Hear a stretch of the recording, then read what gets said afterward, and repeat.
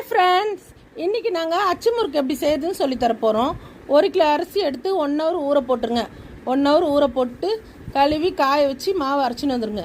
அரைச்சின்னு வந்துட்டு 1 மூடி தேங்காய் எடுத்து பால் புழிஞ்சிக்குங்க. நல்லா அரைச்சி 3 முறை பால் எடுத்துட்டேன். நான் 3 முறை பால் எடுத்துகிட்டு தேவையான அரிசி மாவு அதில் போடுங்க.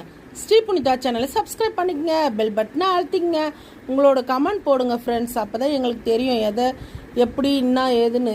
நீங்கள் எதுவுமே சொல்லாதான் எங்களுக்கு தெரியாது ஃப்ரெண்ட்ஸ். எனக்கு இந்த யூடியூப் சேனல் எனக்கு ஒரு என்ன சொல்கிறது, நான் எதுலேயுமே ஜெயிக்கலை. இதை ஜெயிக்கணும்னு ஆரம்பிச்சிருக்கேன். நீங்கள் தான் என்னை ஜெயிக்க வைக்கணும் ஃப்ரெண்ட்ஸ். ஓகே ஃப்ரெண்ட்ஸ், நீங்கள் எங்களோட சேனலை சப்ஸ்கிரைப் பண்ணுங்க. அப்போ தான் என்னால் முன்னேற முடியும்.